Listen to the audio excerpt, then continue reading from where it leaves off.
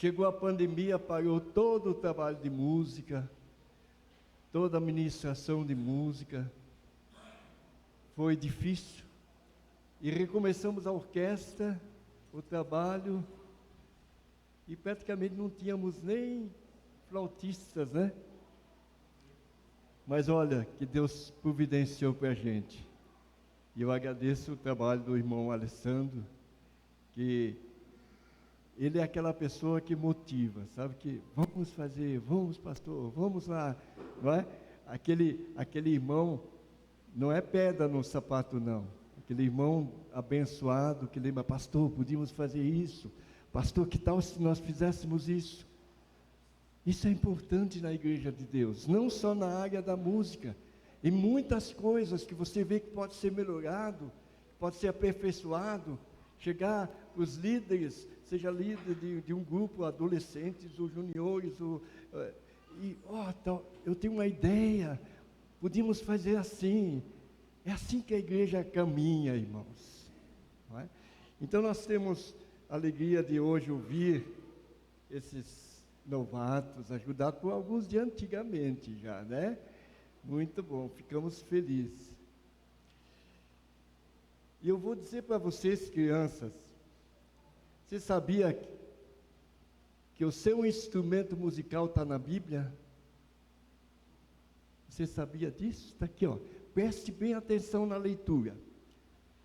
Salmo 150.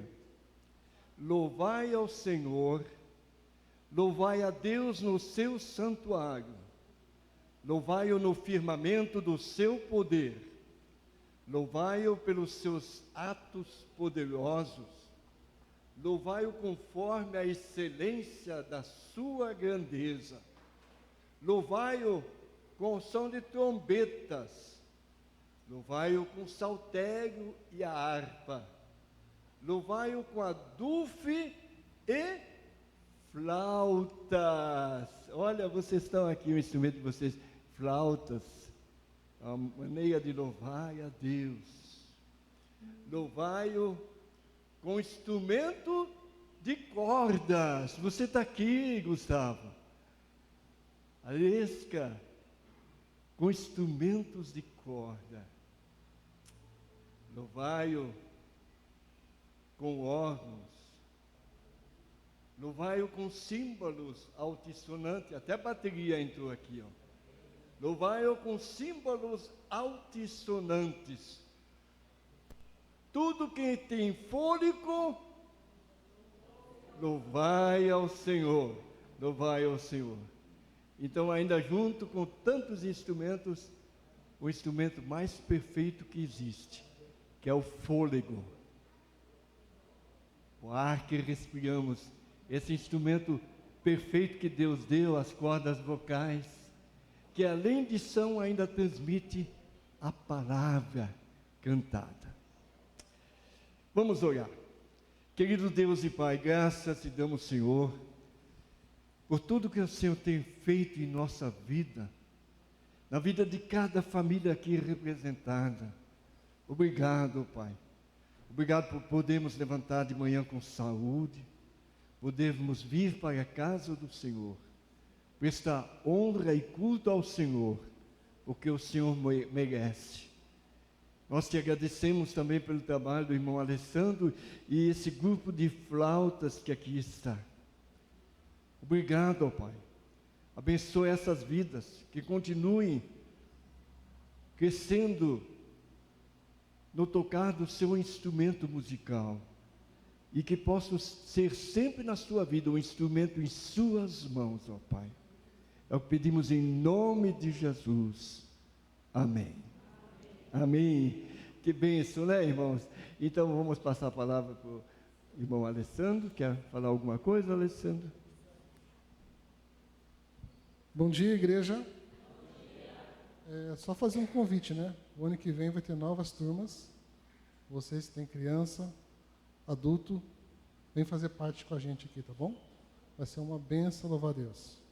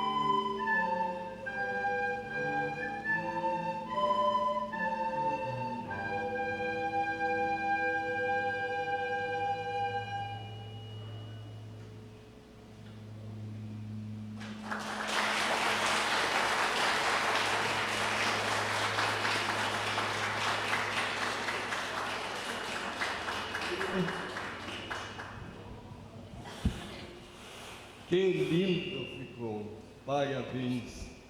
E dia 18, que é o próximo domingo, eles vão tocar junto com a orquestra. Vão ficar aqui embaixo todo o grupo de flautas e vão tocar a Noite Feliz com a orquestra, né? Vai ser muito legal. A gente já está vibrando para o dia 18, no culto da manhã e no culto da noite. E a respeito do dia 18, ainda temos um aviso especial. O pastor Lucas chega aqui para nós, ele vai avisar. Obrigado, viu, pessoal? Muito bonito.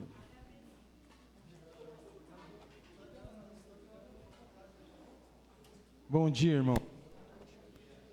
Muito bom. Então, dia 18 nós vamos ter nosso café da manhã. E o início vai ser às 8h30 da manhã, tá bom? Às 8h30. Então, 8h30 vamos ter o café da manhã. E às 9h30 nós teremos o culto, tá? Então, próximo domingo, somente o próximo domingo, 8h30 da manhã, café, e 9h30 o culto, tá certo? À noite, o horário é normal, às 19 horas, tá? E também, depois do culto, nós vamos ter um lanche especial, tá certo? Então, está sendo preparado algo especial para a glória de Deus, tá? Que é a ministração sobre o Natal. Então, você e sua família são os nossos convidados. Então, próximo domingo, de manhã, 8h30, café, 9h30, o culto. E à noite, às 19 horas. E dia 25, é um domingo, nós não teremos o culto pela manhã, somente à noite, às 19 horas. Tá certo? Então, domingo, dia 25, somente o culto às 19. Outra informação para a igreja, ontem eu até coloquei no grupo de líderes da igreja. Ontem nós tivemos um trabalho lá na congregação, com o CEMEI, lá do Monte Santo. CEMEI é Centro Municipal de Ensino Infantil. E tivemos a grande satisfação de ter famílias, 40 pessoas aproximadamente estiveram ontem lá. E foi muito bom, foi muito gostoso poder comunicar o Evangelho, orar.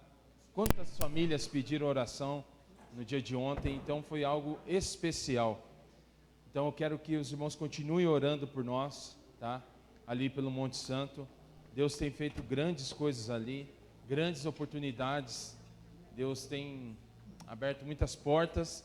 Então, irmãos, esteja orando pelo trabalho. É um trabalho missionário da nossa igreja. Da nossa igreja. Então, eu peço oração para vocês. E quando você quiser também, todo domingo às 18 horas nós temos nosso culto lá. E às quintas-feiras, às 20 horas, nós temos o culto de oração.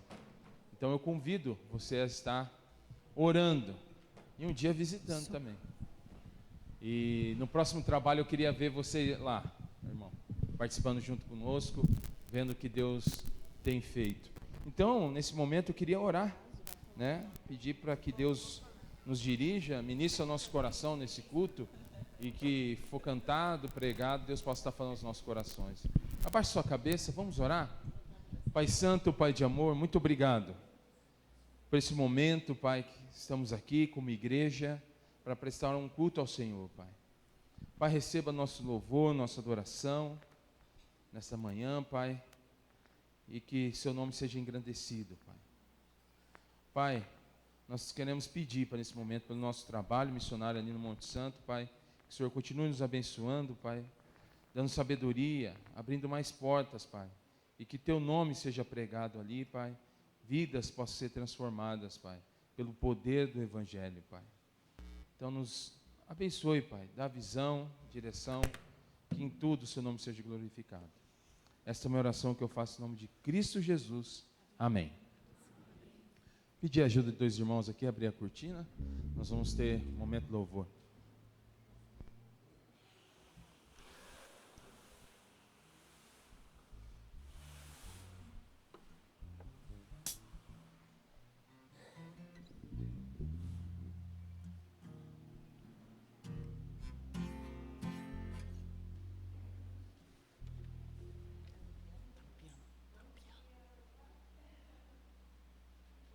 Irmãos, bom dia, irmãos. Vamos ficar de pé. Como a gente ouviu o Salmo há pouco, né? O Salmo 150, todo ser que respira, louve ao Senhor. Chegou a hora de você louvar aí com a sua voz, com o seu coração, com tudo que há em você. E a primeira música que vamos cantar é uma música de Natal, né? A gente já está sentindo o gostinho do Natal. Falai pelas montanhas. Vamos lá?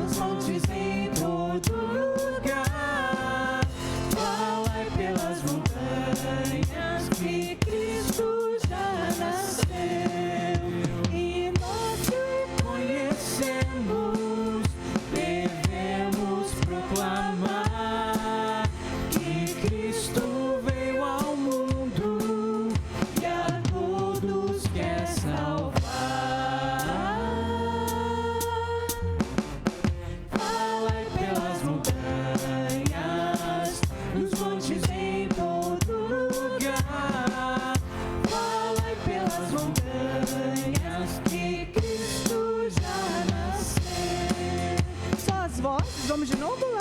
Vai pelas montanhas, em todo lugar.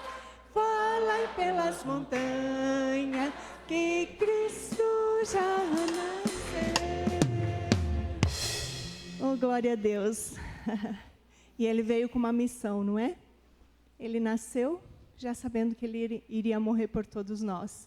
Mas ele não ficou morto, ele ressuscitou.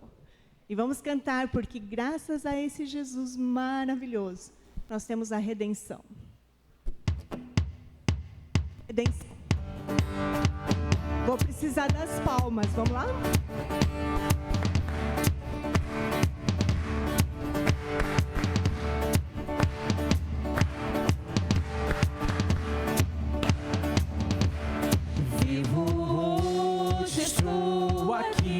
Pois ele decidiu me amar, e então eu posso livre andar. O seu sangue sobre mim me comprou e restaurou, sem culpa então me tornou.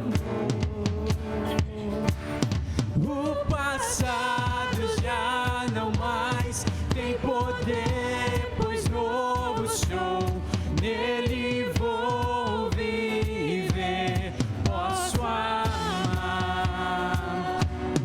Toda morte e o sofrer não me assustarão jamais, pois foi ele quem venceu em meu lugar. Jesus Jesus Cristo, Rei dos Reis, nos trouxe a redenção, a esperança retornou, graça e paz nos revelou.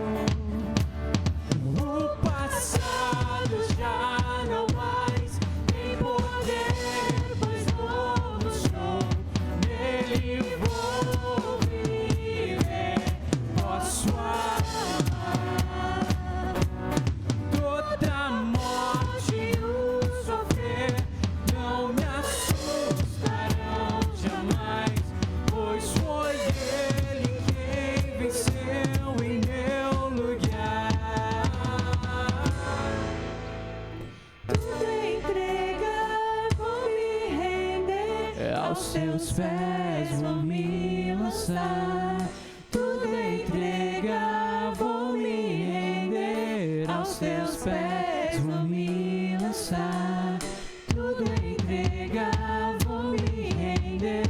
Aos seus pés vou me lançar, tudo entregar, vou me render. Aos seus pés vou me lançar. O passado já não mais tem poder, pois novo sou, nele vou viver, posso amar. Toda morte o sofrer não me assustará jamais, pois foi ele quem venceu em meu lugar. Jesus Cristo, Rei dos Reis, trouxe a redenção, a esperança retornou, graça e paz nos revelou. Jesus Cristo, Rei dos Reis, nos trouxe a redenção, a esperança retornou, graça e paz nos revelou.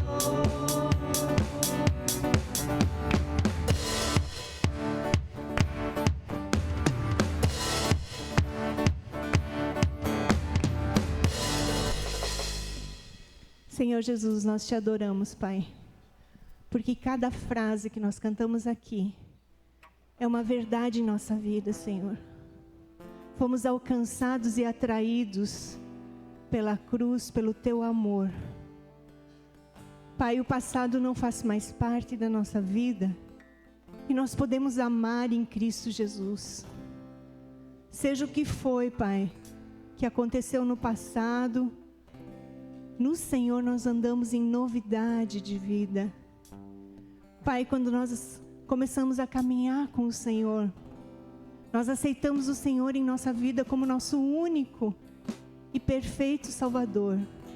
Nós começamos uma vida nova com o Senhor.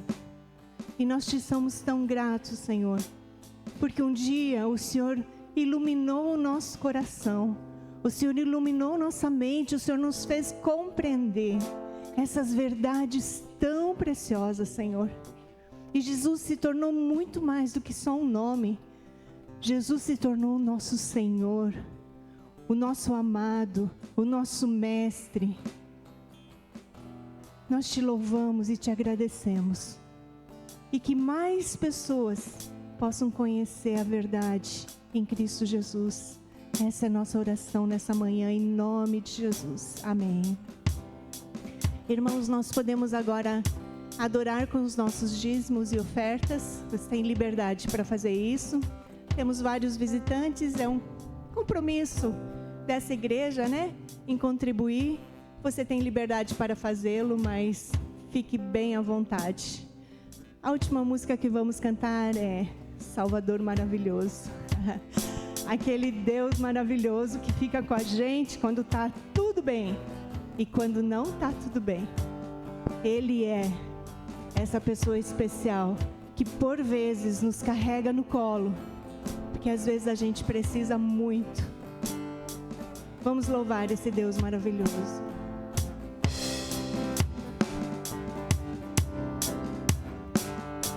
Salvador maravilhoso,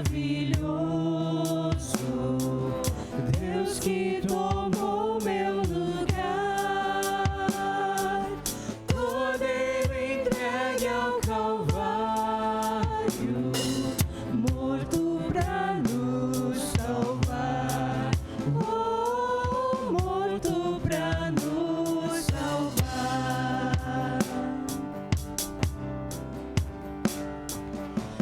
Consolador, conselheiro, Deus que me vem abraçar na noite escura da alma, tu vens comigo andar, oh, tu vens comigo andar. Por isso nós te adoramos, por isso vamos louvar, pois essa graça que sara, só tu nos podes dar, oh, só tu nos podes dar.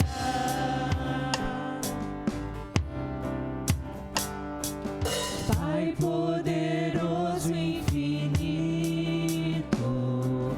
Deus que não cansa de amar, em meio às nossas fraquezas,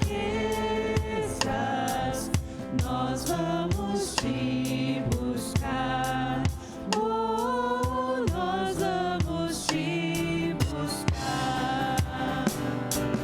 Por isso nós te adoramos, por isso vamos louvar, pois essa graça que sara, só tu nos podes dar, oh, só tu nos. Só as vozes mais uma vez, por isso nós te adoramos. Por isso nós te adoramos, por isso vamos louvar, pois essa graça que sara, só tu nos podes dar, oh, só tu nos podes Dar. Agarra teu irmão que está do ladinho aí e ora, agradeça a Jesus. Faça uma pequena oração de louvor ao Senhor Jesus. Vamos acabar nosso período de louvor adorando o nosso Senhor.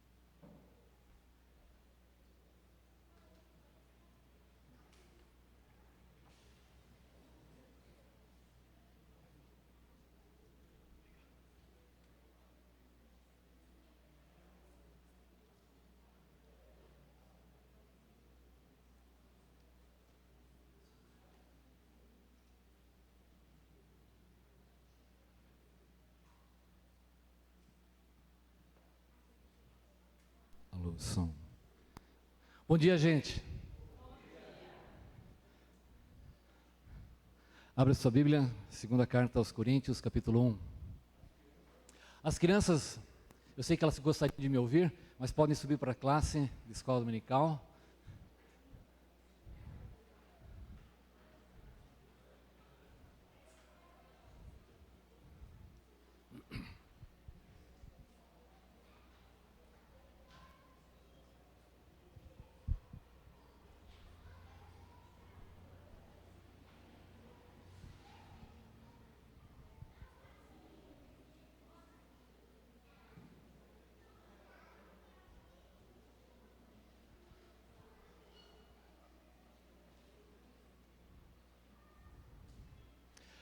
Começamos mês passado, já faz um bom tempo, uma série de estudos na segunda carta aos Coríntios. Paulo inicia a sua carta bendizendo a Deus, como Deus que é fonte de toda consolação, de toda misericórdia. A palavra consolação e conforto são as mesmas palavras. Eu preferiria a palavra encorajamento. E ele começa falando da certeza desses consolos, desses confortos, à luz das tribulações, dos sofrimentos que todos nós passamos, mas não é qualquer sofrimento, mas os sofrimentos de Cristo, a semelhança de Cristo. Ele foi zombado, ele foi questionado, ele foi duvidado, ele foi rejeitado, ele foi traído, ele foi esbofeteado, ele foi cuspido. Há uma série de situações que ele passou. E esses sofrimentos transbordam em nós, mas igualmente a certeza do conforto e do encorajamento sobre nossas vidas.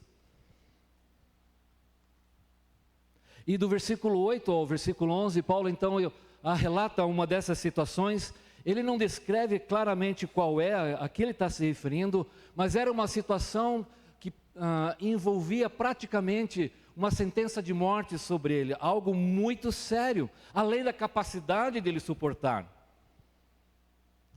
E ele fala: perdemos a esperança da própria vida, porque já tínhamos como uma sentença de morte sobre nossa vida. Então, ele não está descrevendo algo que é virtual, uma coisa filosófica, ele está falando de realidades as quais ele mesmo estava passando.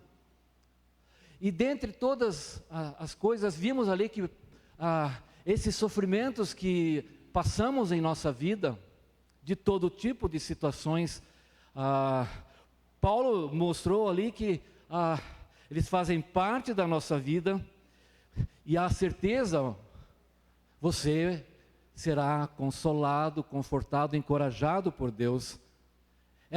Deus não desperdiça tuas lágrimas e os teus sofrimentos, mas aquilo que você enfrenta e passa é para que você seja instrumento nas mãos de Deus para ministrar o coração de outras pessoas, porque eles também estão passando pelas mesmas coisas, e da mesma maneira como você foi encorajado, você vai poder encorajar as pessoas. Então, isso cria algo muito importante para nós, que o sofrimento não é uma finalidade em si, mas é algo que acontece, não se pode, não se deve negá-los. Mas a partir do versículo 9, aqui tem uma outra realidade muito importante do porquê do sofrimento. De fato, já tínhamos sobre nós a sentença de morte para que não confiássemos em nós mesmos. Aqui está uma realidade que quando estamos passando por dificuldades e as coisas estão difíceis, você é limitado, você não sabe tudo, você não tem todo o poder. E Paulo está mostrando uma realidade para que não confiássemos em nós mesmos, mas em Deus. Está passando por lutas, dificuldades, você tem sido rejeitado, zombado, criticado, as coisas estão difíceis, está passando por dúvidas. Não confie em você mesmo, desconfie até da tua sombra, mas confia em Deus. E observe, Paulo vai fazer isso agora ao longo, ele vai começar, daqui para frente, logo a gente já vai ver as intenções de Paulo, mas Paulo sempre vai mostrar para nós que o consolo, o conforto, o encorajamento não é apenas aquele abraço, ou aquela palavra, olha, vai dar tudo certo, né? Eu sei o que você está passando, que nem sempre resolve, né? Nós não sabemos realmente, eu já passei por isso. Sim, você pode ter passado, mas o que o outro está passando, a gente não tem clareza disso. Daqui 4 anos de novo, né? A gente vai ter outra chance, né? A gente não vai sofrer tanto, né? Daqui 4 anos tem de novo, né? Quem sabe, né? Daqui 4 anos.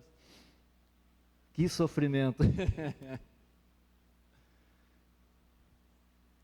Mas Paulo vai mostrar que o encorajamento, o consolo, observe, diz, não confie em você, mas confie em Deus, que ressuscita os mortos. Não importasse o que acontecesse, ele estava numa situação sem saída. Mas Paulo sempre vai trazer, e nós vamos observar isso ao longo do livro, que o conforto e o encorajamento está baseado nas promessas infalíveis de Deus. Ele sempre vai trazer à lembrança as verdades da doutrina, do conhecimento, dos fatos da fé cristã. Lembra? Você está sofrendo, mas tem um Deus que é maior do que tudo isso, que pode até ressuscitar os mortos. Ele está contemplando uma realidade da sua fé, e ele vai fazer isso. Observe, preste atenção na medida que você lê o livro. Ele sempre vai trazer à luz, então, essas verdades inquestionáveis, firmes da nossa fé. Você pode confiar em Deus, porque é um Deus que ressuscita os mortos. E ele continua dizendo, observe, versículos 10, ele nos livra. Paulo lembra que Deus é um Deus de livramentos. Nele temos colocado nossa esperança, que continuará a nos livrar. No versículo 11 ele conclui essa introdução, enquanto vocês nos ajudam com as suas orações. A palavra aqui é a mesma palavra que é usada para comunhão. Vocês estão juntos. Todo esse processo de libertação, ele está mostrando da comunhão que temos em oração. Eles estavam intercedendo para que Paulo fosse libertado. Então, esse conforto, esse encorajamento sempre vai estar baseado nas promessas de Deus. Graças, assim muitos darão graças por nossa causa, pelo favor a nós concedido, em resposta à oração de muitos. Esse envolvimento da família em todo o sofrimento que Paulo estava passando, ele está contente por isso.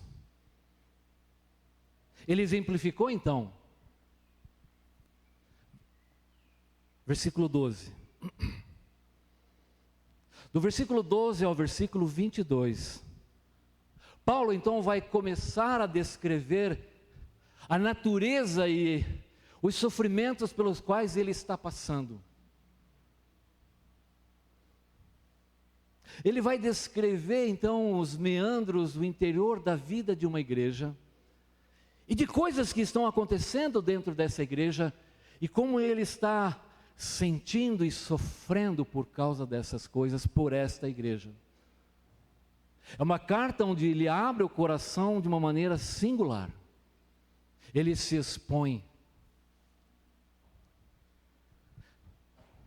Lá no capítulo 6 ele disse assim: para vocês, ó Coríntios, abre-se os nossos lábios e alarga-se o nosso coração.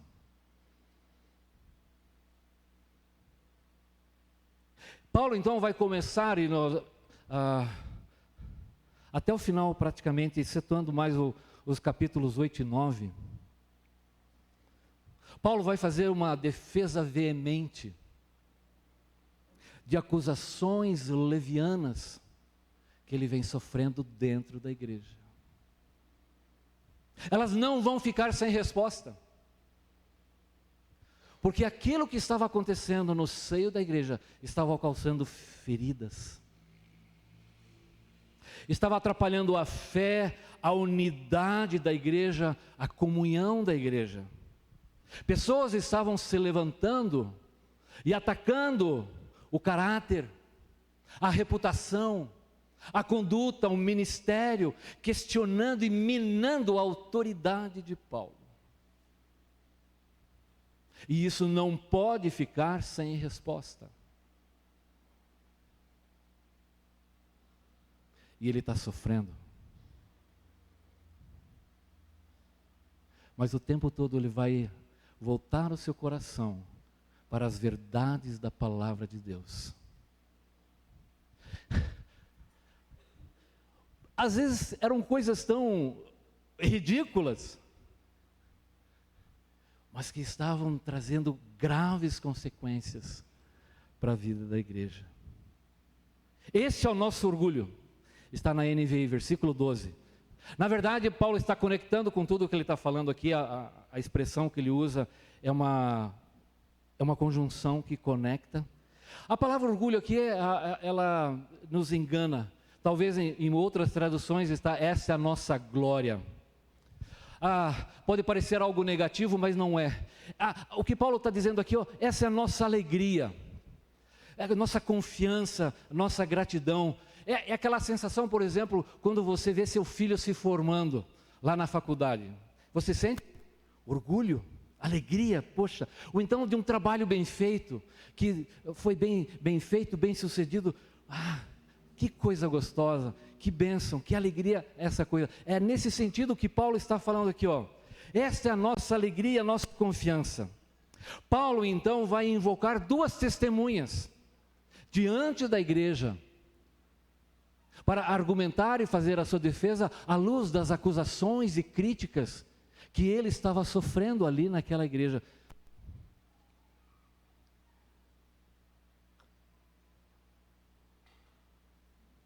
A primeira delas está no versículo 2, a nossa consciência dá testemunho. No versículo 23 ele diz, invoco a Deus como testemunha. E são essas duas testemunhas que nós vamos ver inicialmente.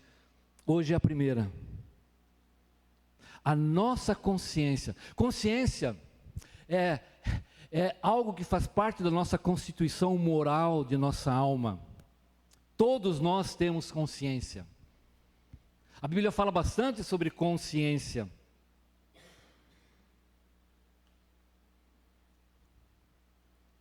Ela julga as nossas ações. E ela é formada, ela recebe um certo padrão. Paulo mesmo fala, olha, não é a consciência não é a voz de Deus, porque ela muitas vezes pode estar mal formada, e a Bíblia fala de muitos tipos de consciência, boa consciência, consciência pura, má consciência, consciência cauterizada, consciência fraca, existem muitos tipos e ela apenas julga as nossas ações. Diz assim, por exemplo, lá em Romanos, esses mostram a norma da lei gravada no coração, testemunhando-lhes também a consciência e os seus pensamentos, mutuamente acusando-se ou defendendo-se. Ela mostra que determinada coisa está certa ou errada. O padrão que ela deve assimilar é o padrão da palavra de Deus. Mas ela pode se equivocar, quando não está formada pela palavra de Deus, ela pode estar enganada. E ela é inapelável, né? Quando a consciência julgou determinada coisa que você queria fazer, né? Se estava certa, agora ela não tem poder de decisão. É a nossa vontade que decide, por isso ela pode ser rejeitada, pode ser posta de lado. É muito perigoso você dizer, faça o que a tua consciência mandar. Ela pode estar totalmente equivocada e vai sair uma grande bobagem. Mas Paulo aqui está mostrando, e ele vai dizer mais para frente, não é a minha consciência que me justifica, mas é Deus no final que me justifica. Mas aqui ele está dizendo, pelo fato de que ele sabe que a sua consciência está moldada pela palavra de Deus. A testemunha dava um testemunho, era uma prova da maneira como ele se comportava diante da sua igreja. Ele começa dizendo, Olhem, a minha conduta, especialmente em a nossa consciência da testemunha de que temos nos conduzido no mundo, especialmente em nosso relacionamento com vocês, com santidade e sinceridade provenientes de Deus. A palavra santidade aqui é uma palavra que poderia ser também traduzida por motivos puros, não egoísta, livre de pretensão, que cabe melhor no seu contexto. Mas Paulo então está nos mostrando como um líder, como um apóstolo e a autoridade que ele tem, como ele deve se portar. Vocês sabem, a minha consciência está tranquila, ela não me acusa, porque eu tenho andado com simplicidade, eu tenho andado com motivos puros, com honestidade de mente, livre de pretensão e hipocrisia diante de vocês. O meu comportamento, seja presente ou lá fora viajando, é o mesmo. E ele fala aqui com sinceridade. Essa palavra é muito interessante, porque ela descreve algo que pode suportar a luz do sol. E você pode ver o sol brilhando através dele. É julgado pelo sol. Qual é a ideia quando eles usavam essa palavra? Significava que não havia áreas sombrias na vida de Paulo, não havia coisas a esconder, não havia brechas em seu viver, pontas soltas, manchas que pudessem subtrair a sua autoridade ou a sua liberdade, seja na sua vida privada ou seja na sua vida pública. A vida dele podia estar exposta à luz do sol, todos podiam ver, não havia nada escondido. Ele não agia pelas costas, na escuridão das coisas, tramando coisas. A vida dele estava exposta à luz. A vida dele pública estava debaixo da observação de qualquer pessoa. Ele não agia às escondidas. Não de acordo com a sabedoria do mundo, mas de acordo com a graça de Deus. Não havia nenhum desvio no seu comportamento. Ele fala: eu sou uma pessoa aberta, não tenho nada a esconder, eu não estou recorrendo à astúcia, à manipulação carnal, eu não ando segundo a sabedoria do mundo, eu não vivo manipulando as pessoas. Havia pessoas dentro da igreja que estavam acusando, mas ele quer que a igreja saiba que a sua consciência está limpa diante de Deus. Tiago descreve muito bem esse tipo de conduta, essa sabedoria de acordo com o mundo. Ele diz assim: mas se você tem ciúmes amargos e ambição egoísta em seu coração, não seja arrogante nem minta contra a verdade. Essa sabedoria não é aquela que vem de cima, mas é terrena, natural e demoníaca. E observe: pois onde há ciúme, ambição egoísta, desordem e todo mal, essa sabedoria não é do alto, ela é demoníaca. Paulo então está dizendo que a sua conduta está aberta diante de todas as pessoas. E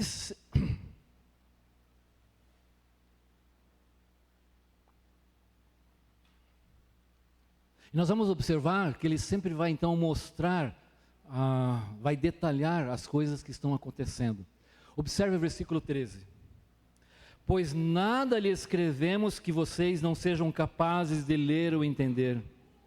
E espero que assim como vocês nos entenderam em parte, venham a entender plenamente, que podem orgulhar-se. É a mesma ideia que podem se gloriar de nós, podem se alegrar, né? Assim como nós nos alegraremos, nos orgulharemos de vocês no dia do Senhor Jesus. Observe, novamente haverá um dia onde teremos grande alegria. Mas por que ele escreveu esse versículo 13? pois nada lhe escrevemos que vocês não sejam capazes de entender. Porque havia críticas de que Paulo não estava sendo totalmente claro à luz do sol. Haviam coisas que ele estava escrevendo nas entrelinhas das suas cartas. Ele não estava dizendo o que ele realmente queria dizer. Então haviam críticos, olha, ele não está sendo muito objetivo. Ele está querendo dizer coisas que não são bem claras. E Paulo escreve: o que escrevi. Eu espero que você... E ele está então escrevendo a segunda carta. Eu quero deixar muito bem claro as coisas. E eu espero que vocês entendam. Mas as pessoas estavam criticando e condenando aquilo que ele estava escrevendo. Não haviam coisas ocultas. Ele não era mal intencionado. Por quê? Ele estava dizendo, ele escreve uma coisa, mas ele está querendo dizer outra coisa. Ele escreve algo aqui, mas a maneira como ele vive é diferente. Por isso Paulo queria deixar bem claro, esclarecendo. Essa semana um irmão me perguntou: Joel, eu louvo a Deus pela vida desse irmão, eu queria que você me explicasse as coisas que aconteceram. Assim. Ele não ficou queimando na cabeça lá. E eu falei para ele: eu te respeito muito, porque você veio conversar. Outras pessoas não vieram conversar conosco, mas você veio. Aqui as coisas aconteceu assim, por causa disso e disso, porque está baseado nisso e nisso. Que coisa boa, quando a pessoa vem, talvez não compreendeu direito. Eu quero entender, para que na minha mente não fiquem em chamas e com raiva e queimando coisas que não existem. E quando você vê, teu coração está contaminado, pesado. Paulo está dizendo: o que eu escrevi, vocês são capazes de ler e entender. Vocês são inteligentes. E vocês vão se alegrar conosco, como eu me alegrarei no dia do Senhor. Paulo estava já sofrendo por causa disso. Poxa vida, eu escrevi alguma coisa e o pessoal consegue distorcer, me criticar por causa disso. Essa era uma razão, então, que ele está explicando e escrevendo a sua carta.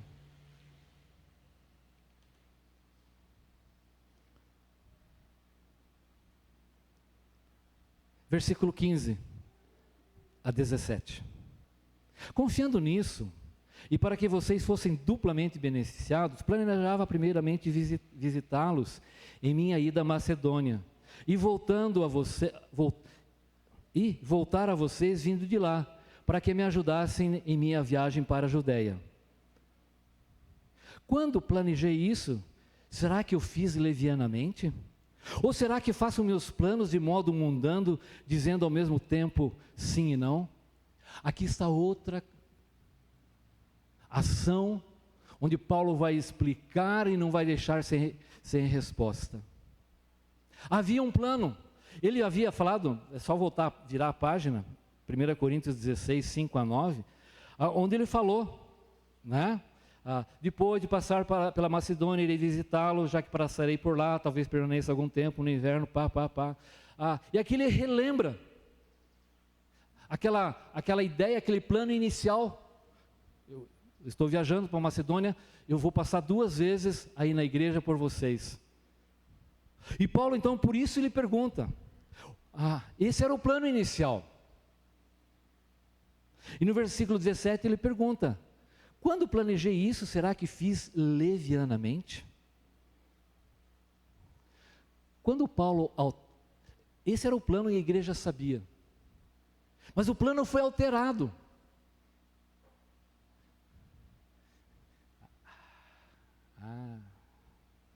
Por isso ele está perguntando: será que eu fiz isso de modo leviano? Aqueles oponentes, aquelas pessoas que estavam criticando e se opondo, destruindo a reputação de Paulo, o ministério de Paulo, a autoridade apostólica, eles usam essa mudança legítima das 2 visitas para somente uma visita, com a desculpa de acusá-lo de falta de sinceridade, de leviandade, eu fiz isso levianamente. O fato, eles achavam, poxa vida, a ideia, o fato dele ter mudado não indicava que o caráter dele era vacilante, um homem caprichoso, inconstante, mas aqueles oponentes fizeram essa leitura e fizeram o possível para pintar essa mudança da pior maneira possível, para dizer, esse homem não é confiável. Essa palavra leviano significa alguém que não tem opinião firme, que é irresponsável, trata a coisa de maneira leviana, ele não tem responsabilidade, onde já se viu. Ele é um homem que diz sim, mas quer dizer não. Ele escreve uma coisa, mas está querendo dizer outro. Ele escreve uma coisa, mas vive de outra maneira. Ele faz um plano, mas depois ele muda esse plano. Está vendo? Quem é esse homem? Ele não conseguia decidir sobre um plano e não conseguia levar adiante um plano. Então, esses inimigos, esses críticos se aproveitaram dessa mudança de plano para que fosse pintado um quadro negro de que Paulo era um homem cujo caráter era vacilante. Ele dizia uma coisa, mas depois dizia outra. Se não podemos confiar nas promessas cotidianas de Paulo, se não podemos depender dele para fazer o que ele disse que ia fazer, como podemos confiar nas coisas que ele nos diz a respeito de Deus? Como podemos crer que todas as boas novas que nos relatou acerca da promessa de Deus são certas, de maneira definitiva e final? Como podemos confiar nesse homem? Então Paulo estava sob esse ataque. E observe então que novamente, Paulo disse, olha, quando você estiver sofrendo, não confie em você mesmo, confie em Deus. Ele vai continuar livrando. As orações de vocês trouxeram libertação e louvamos a Deus por isso. Olha o que Paulo faz então a partir do versículo 18. Ele traz à luz verdades confortadoras e encorajadoras diante desses ataques. Ele simplesmente mudou, olha, eu não vou passar 2 vezes aí na igreja de Corinto, né? Eu estou indo para uma outra cidade, o plano inicial é, eu passo aqui, vou para aquela cidade, volto por aqui, passo de novo com vocês e depois eu sigo adiante. E Paulo mudou. Mais adiante Paulo vai dizer por que ele fez isso. Por ora ele está, e ele vai levar a igreja a voltar a sua atenção e a sua reflexão para a pessoa de Deus. Vamos ler, versículo 18. Eu planejei isso levianamente? Quer dizer que eu sou um homem inconstante e irresponsável? Paulo então leva a igreja. Todavia, como Deus é fiel. Obrigado.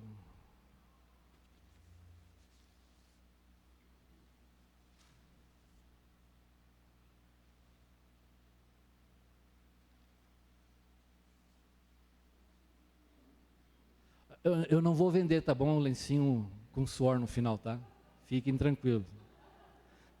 Não.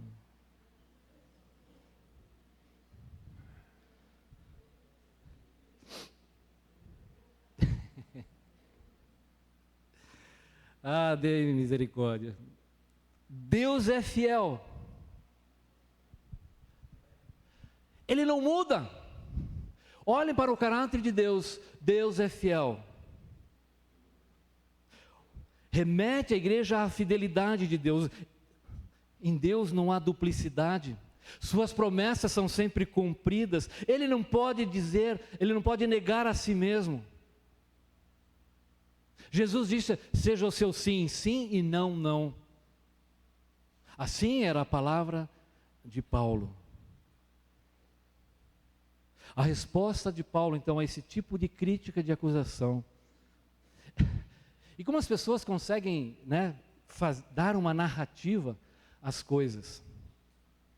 Isso a gente vê todo dia no jornal. Uma vez eu li a história de um advogado. Ele estava dirigindo e atropelou 2 pessoas no acostamento. E ele processou as 2 pessoas por causa disso. Uma delas foi arremessada a 15 metros para fora. E a outra pessoa, o impacto foi tão violento que entrou dentro do carro. O que esse advogado fez? Ele processou essas 2 pessoas. A primeira, porque ela se evadiu do lugar do acidente. Ela fugiu. E a segunda foi processada por invasão de propriedade. Ela entrou dentro do carro. Você percebe como você pode fazer uma narrativa ruim e torná-la benéfica para si? Isso foi uma piada, né, gente? Mas aqui não era piada. A resposta é que podemos confiar em Deus. Jesus não vacila entre o sim e o não. Jesus é o sim, e observe o que Paulo diz então: Deus é fiel. Nossa mensagem a vocês não é sim e não, pois o Filho de Deus, Jesus Cristo, pregado entre vocês por mim e também por Silvano e Timóteo, não foi sim e não, mas nele sempre houve sim, pois quantas foram as promessas feitas por Deus, tantas tem em Cristo o sim. Se Jesus não tivesse vindo, poderíamos ter duvidado das tremendas e preciosas promessas de Deus. Poderíamos haver dito que eram muito boas para serem verdades, mas elas são verdadeiras porque Deus nos amou tanto que nos deu o seu Filho. Ele cumpriu seguramente cada promessa que fez.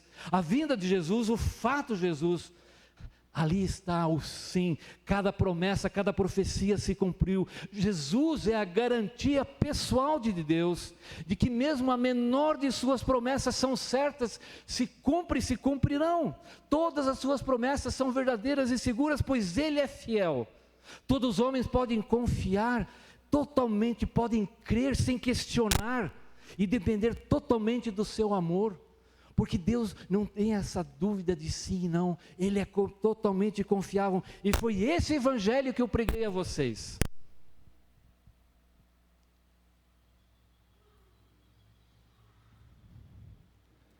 Apesar de algumas pessoas ali na igreja de Corinto estarem caluniando, criticando, dando a reputação de Paulo no lixo, isso é uma coisa horrível.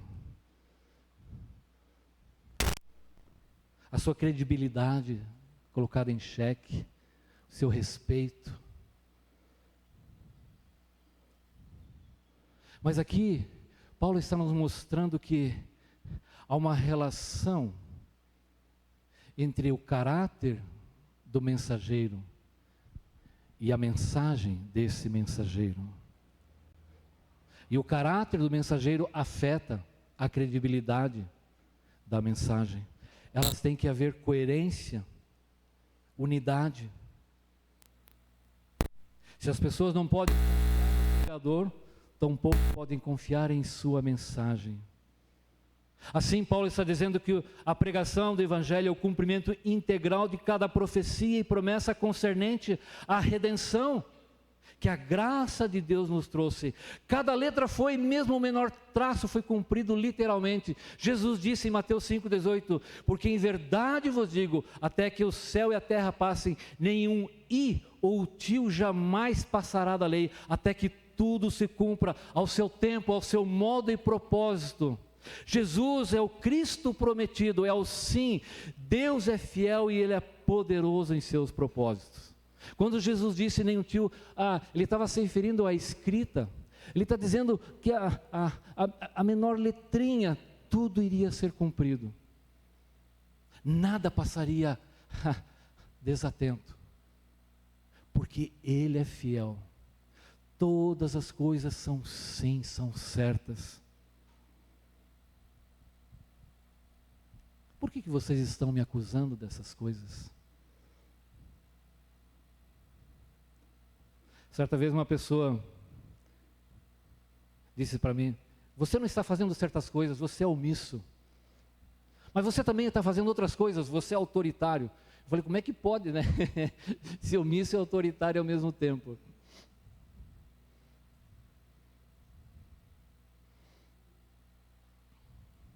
Observe então que, no meio de todo esse sofrimento que Paulo está passando, por aquilo que está acontecendo nessa igreja, ele fala, Deus é fiel.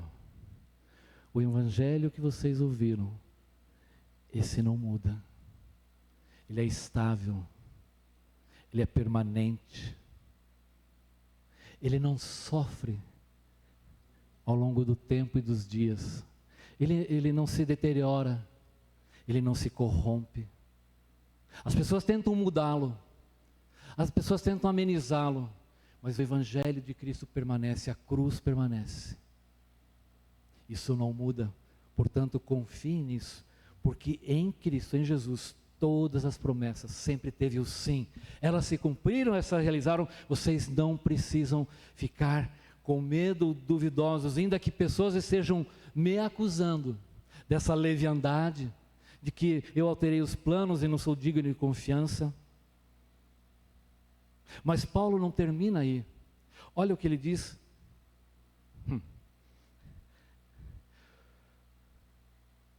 Por isso, então veja só, isso está relacionado com o que ele vem dizendo. Por isso, por meio dele, o amém é pronunciado por nós para a glória de Deus. É a segunda vez que ele fala, né? Ali primeiro falou, olha, Deus nos libertou, lá no versículo 11, né? Assim, muitos darão graças por causa da libertação. Agora aqui ele está dizendo, por isso, por meio dele, o amém é pronunciado por nós para a glória de Deus. Amém? Você sabe o que você acabou de dizer? Eu fiz de propósito isso agora. Eu não costumo falar nem amém, amém aqui. Né? Eu não costumo fazer assim. Você sabe o que significa amém? Oi? Você sabe por que temos que dizer isso? Isso é o que significa a palavra. Assim seja. Eu concordo. Será que você tem noção das implicações do porquê temos que dizer amém? Paulo então vai explicar isso. E é fantástico isso. Porque se não fosse todo o sofrimento, toda a acusação, ele não teria escrito isso aqui. E Paulo então remete e vai fortalecer a fé e o que vocês estão fazendo. A gente diz amém porque, lá na igreja todo mundo fala amém, então eu vou falar amém, né? Toda oração em nome de Jesus. Amém. Mas por que dizemos isso? Não, é a tradição da igreja. É uma fórmula mágica que toda oração tem que ter amém? Por que dizemos amém?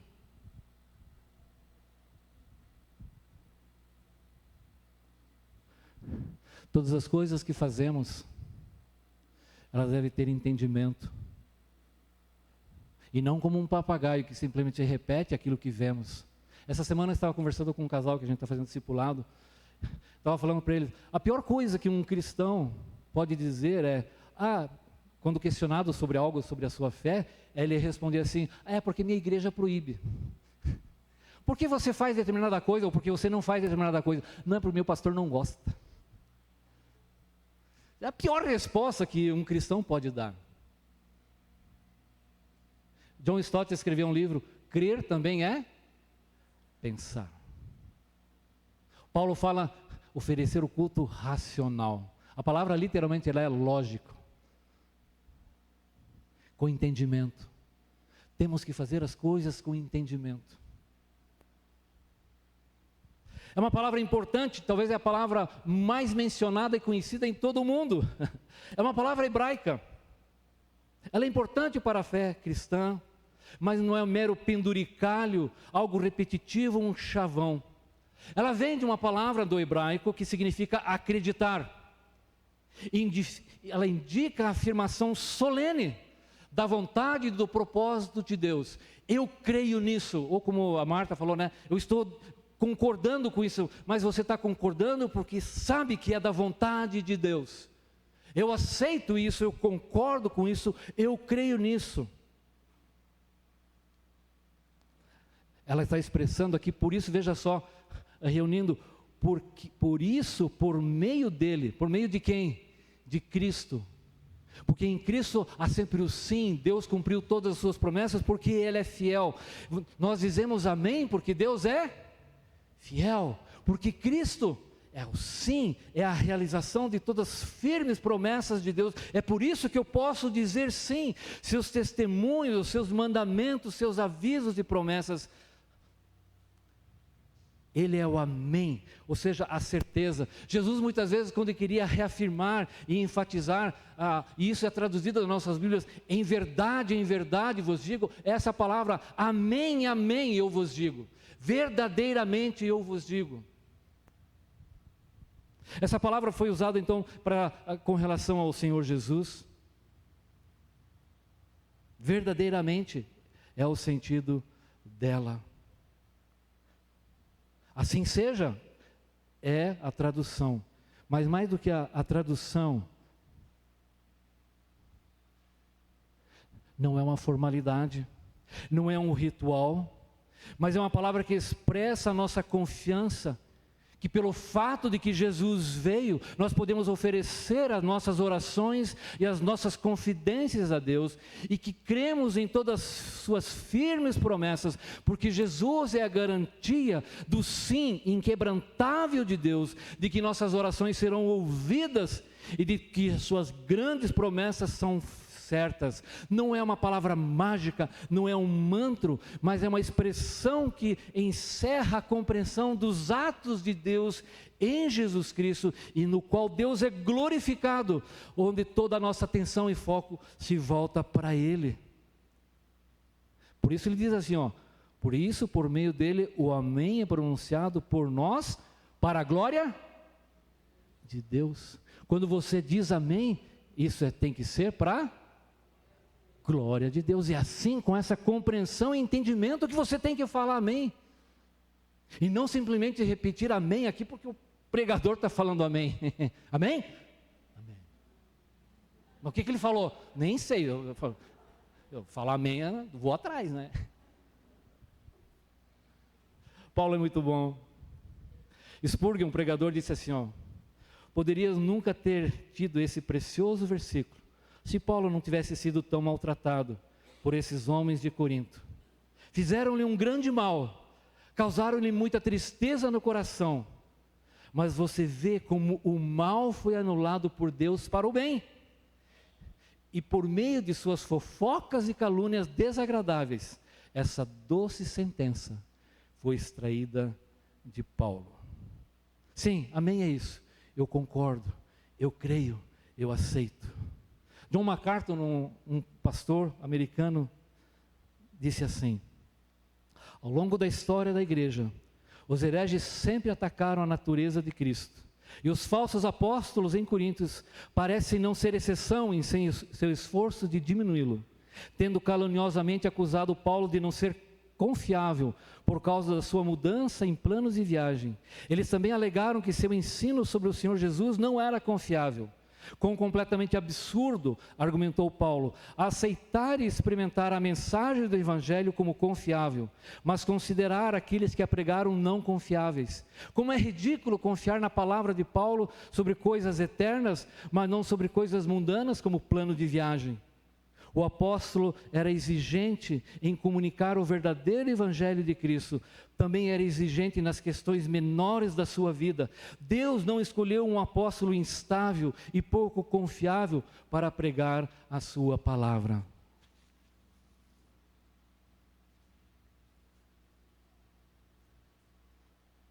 Se eu pregar mais 10 minutos, eu vou me desidratar aqui.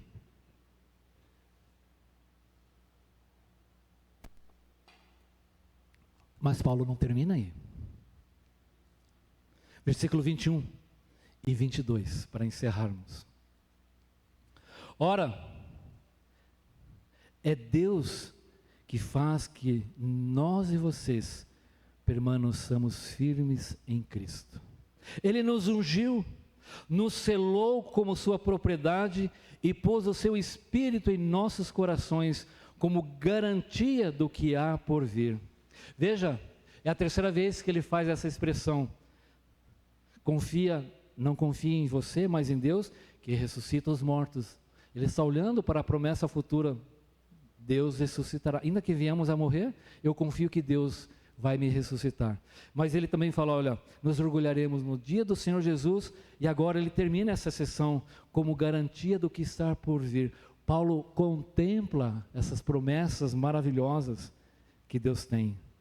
Mas vejam só quais são as garantias. Ora, Deus faz com que nós e vocês permaneçamos firmes. Lembra-se qual era a acusação contra Paulo? Que ele era um homem vacilante, leviano. Uma hora diz uma coisa, outra hora diz uma coisa. Não dá para confiar nesse cara. Paulo está dizendo, olha, não sou eu, não é a igreja. É Deus que faz que nós e vocês permaneçamos firmes. É obra de Deus. O fato de estarmos caminhando firmes no caminho de Deus é algo que Ele faz.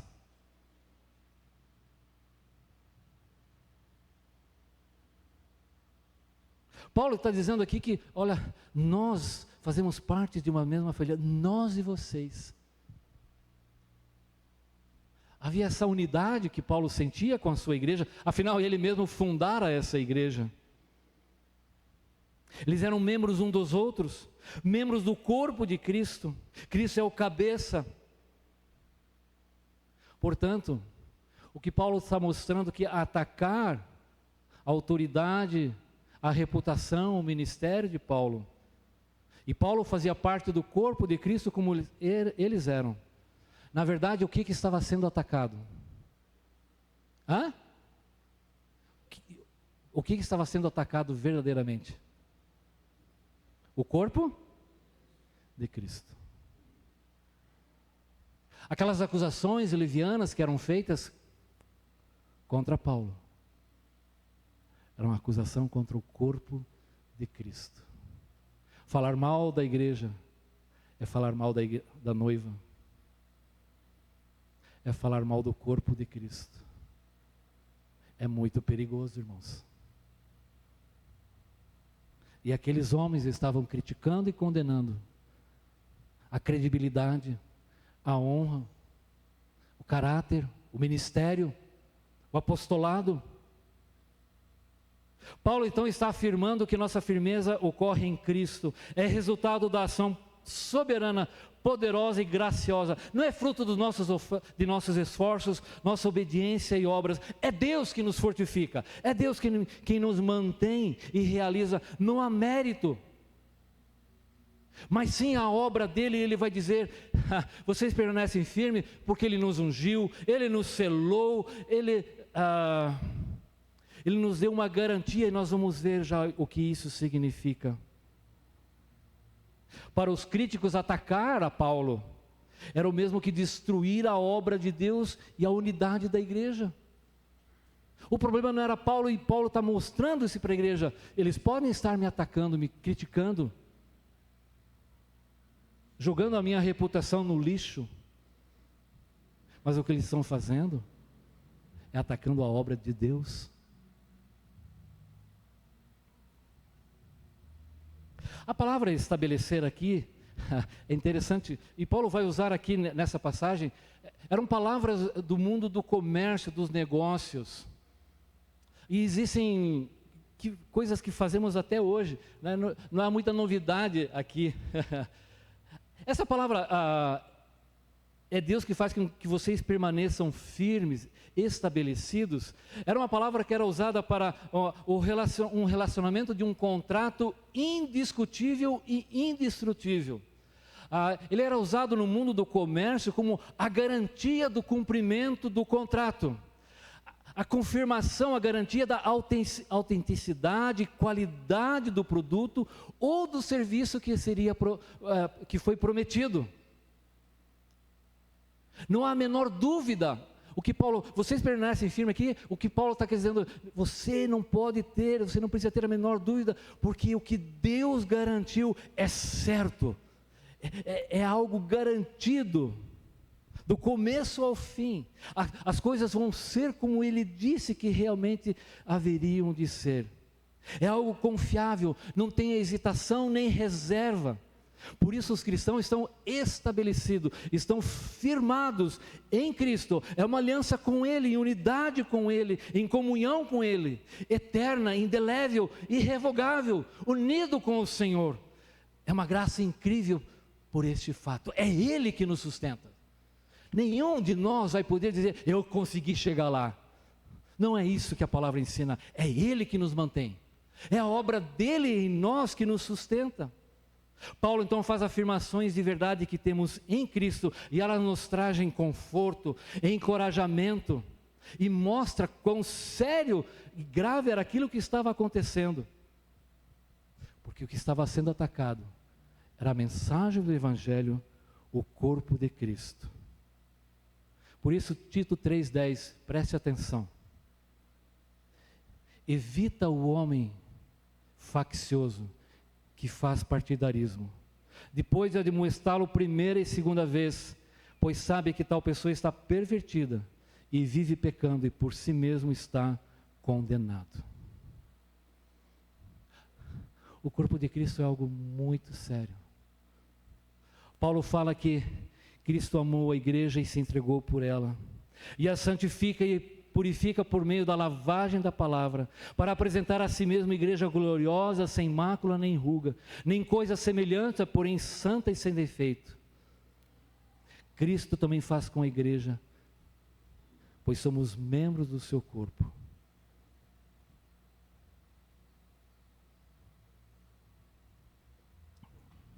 Ele nos ungiu. Essa palavra significa, é uma referência à ação e à obra do Espírito Santo.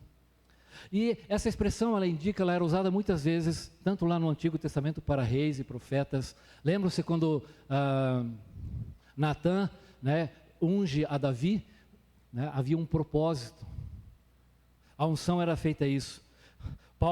Lucas fala, o Espírito do Senhor está sobre mim, pelo que me ungiu para evangelizar os pobres. Esse sentido da palavra ungir aqui significa, Paulo está dizendo, Deus está em nós para um propósito, porque verdadeiramente se ajuntaram nessa cidade contra o teu santo servo Gil, no qual ungiste, como Deus ungiu a Jesus de Nazaré com o Espírito Santo com poder, o qual andou por toda parte fazendo bem e curando a todos.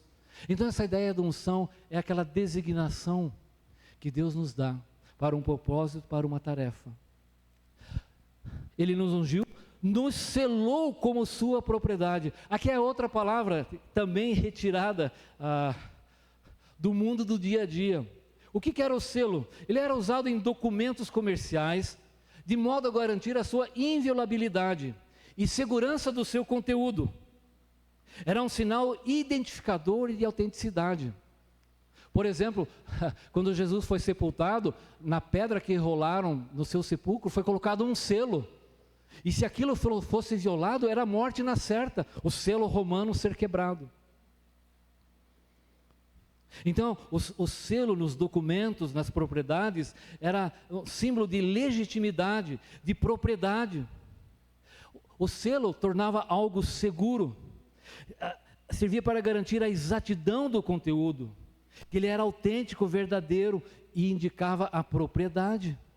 Assim, as mercadorias eram seladas, como garantia, não apenas de que pertenciam a alguém, mas também do seu conteúdo e o seu destino.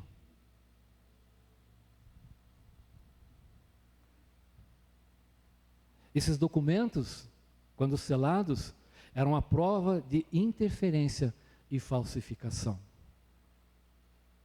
Então, quando Paulo está dizendo que Deus nos selou com o seu Espírito, que Ele está colocando uma marca, colocando uma pessoa que garante a quem pertencemos, garante a genuinidade da obra dele em nossa vida, a garantia do seu conteúdo, de que fomos salvos em Cristo. Nos selou como sua propriedade, que pertencemos a Ele. E A outra garantia, a outra certeza, e pôs o seu Espírito em nossos corações como garantia. Em algumas versões,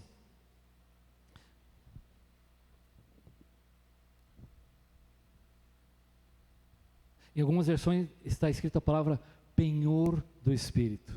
Novamente é outra ilustração tirada do mundo do comércio.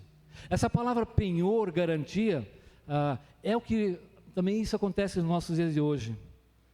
Descreve aquele primeiro pagamento como a entrada, a garantia de que todo o restante dos pagamentos das parcelas, né, seriam feitas. Né, nos nossos dias, quando você compra um carro, vai comprar uma casa, ou comprar qualquer coisa, né, você dá uma entrada. E para quem está vendendo aquilo, é a certeza, a garantia de que as outras parcelas serão pagas. Ou então, o que nós chamamos de caução, né? Você manda, esses dias o nosso carro foi consertar lá, né? Eu tive que dar uma caução de R$1.000 lá para a loja onde que nos cedeu o carro o carro reserva que a gente podia usar. Né? Eu tive que dar uma garantia. Então, o penhor, isso é essa garantia, né, de que haverá no devido tempo o pagamento integral. Por isso Paulo está dizendo, a pessoa do Espírito Santo que vem habitar em nós quando cremos em Jesus Cristo como o Messias prometido, é a garantia de todas as outras coisas que Deus prometeu. O dom do Espírito Santo é o sinal e evidência de que todas as promessas que Ele prometeu hão de se cumprir completamente em sua vida. Paulo está mostrando com essas informações a sua integridade e verdade do Evangelho, se baseiam nas garantias de Deus. Não é Paulo que dá essas garantias, mas é a obra de Deus, pelo seu Espírito presente na obra, na vida da igreja e na vida das pessoas. A implicação é que, se a obra de Deus em sua vida garantia a confiabilidade do apóstolo na pregação do Evangelho, certamente garantirá confiabilidade em todas as questões. Deus mesmo se interpõe para nos dar a garantia da coisa que Ele nos ensina. Por isso, essas acusações contra Paulo está dizendo, nós estamos firmados em Cristo, porque fomos ungidos, selados, e Deus nos deu o penhor do Espírito. Paulo estava mostrando quão infundadas eram aquelas acusações de inconstância e instabilidade que essas pessoas mal intencionadas estavam murmurando contra ele. Então o fundamento de Paulo não era Paulo, mas aquilo que Deus havia feito e aquilo que Deus faz na vida da igreja, nas nossas vidas. Paulo então está encorajando e sendo encorajado. Ele está triste com tudo que está acontecendo, ele está sofrendo por aquelas coisas que estão acontecendo no meio da igreja. Mas ele volta o seu coração para as verdades do Evangelho. Deus é fiel, é Deus que nos estabelece, Ele nos tem dado todas as garantias, Ele não é um Deus vacilante. A mensagem do Evangelho não é uma mensagem vacilante, ela é sustentada. Jesus é a garantia de que essas coisas que Deus prometeu, que a salvação é certa, que o encorajamento, o consolo do Espírito é certo, que Ele nos livra é certo, que Ele nos guarda e nos estabelece é certo, porque Deus é fiel. Vamos orar? Amém. Vamos ficar em pé e orar.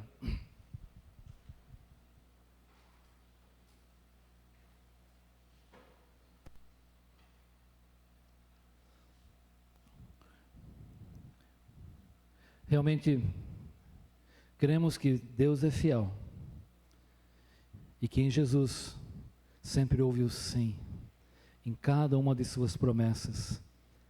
Por isso nós sempre dizemos amém, porque cremos, esperamos e confiamos. E o falamos para a glória do Senhor, porque estamos firmados em Deus, por Deus. É Ele que nos mantém firmes. Como podemos confiar em nós mesmos? É Ele que nos ajuda a obedecer, é Ele que nos ajuda a servir. Ele nos ungiu, nos selou e nos dá a garantia do Espírito de todas as firmes verdades que há na sua palavra. Grande é o Senhor, nós te louvamos. Em Cristo Jesus. Amém. Boa semana, gente. Deus abençoe.